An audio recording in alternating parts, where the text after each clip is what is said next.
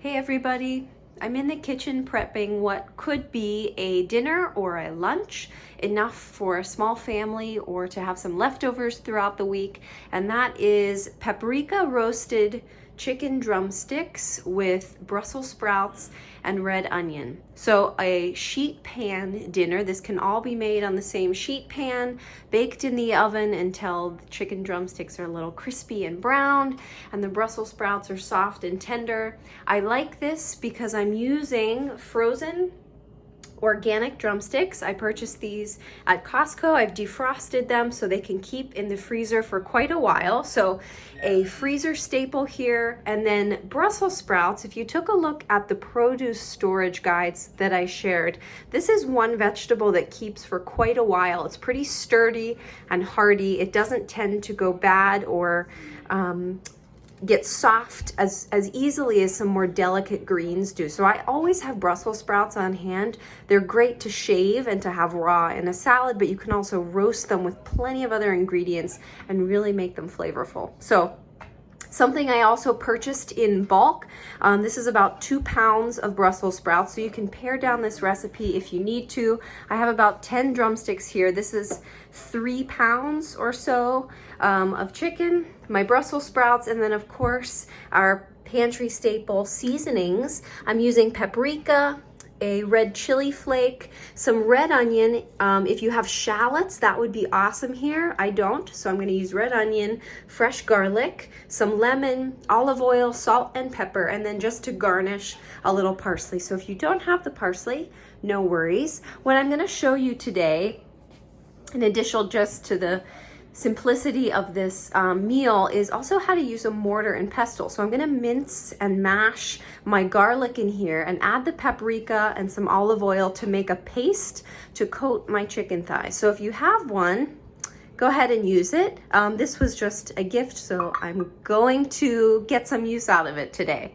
But some really simple meal you can make on one sheet pan for the week or for your family. I'm gonna pair this with some steamed quinoa to have for the week.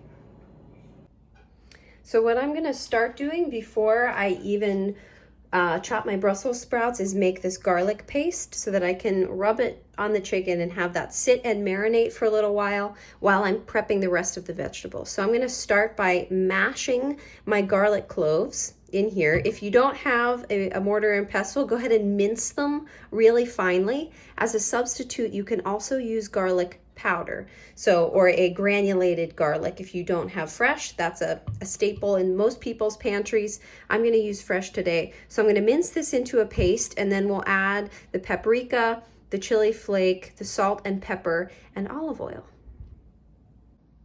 And there we go.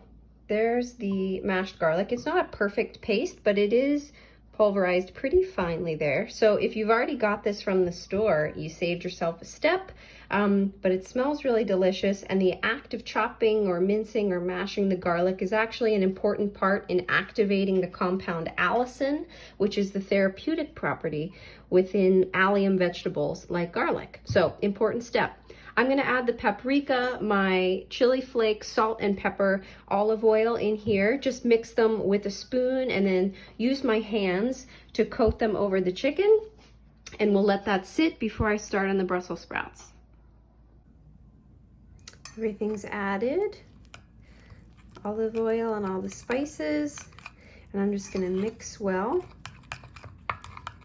in here. And there's our rub.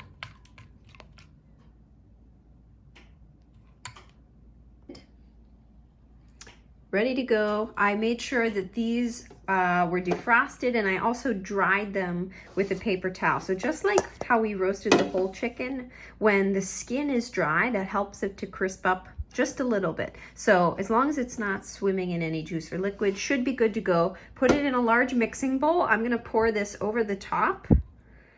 And you don't have to add all if you choose not to. Just gonna set that aside. And then use my hands to work it into the chicken.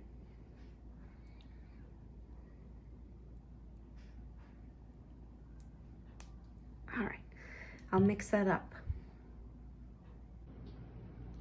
And that's it.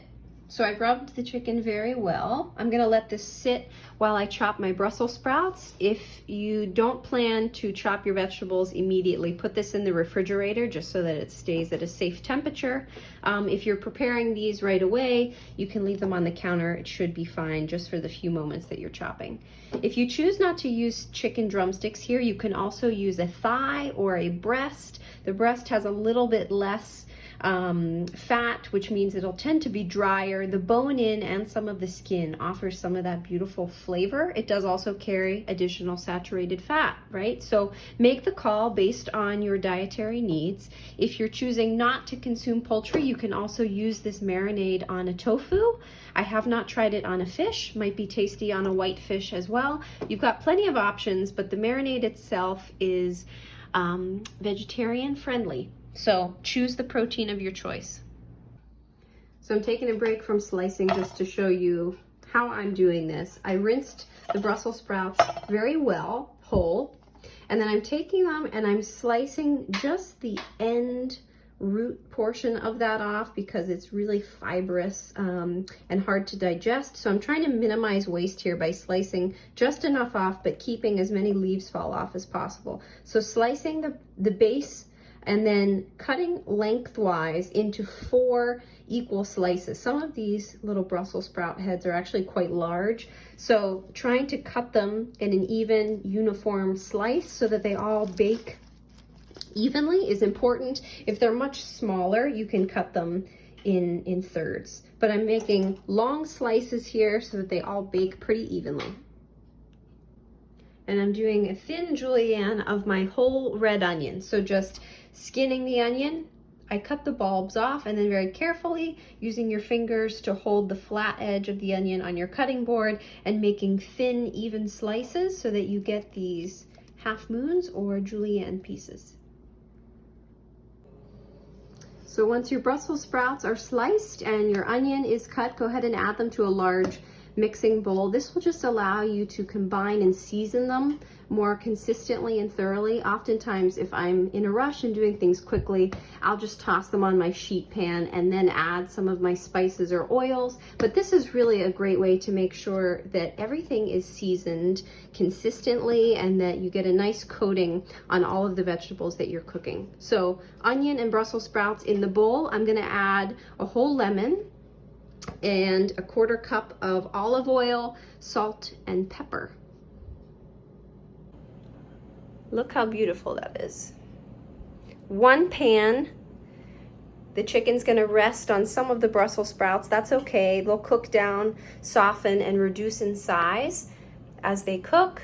I did about 5 drumsticks on each pan and evenly distributed the Brussels sprouts and onions.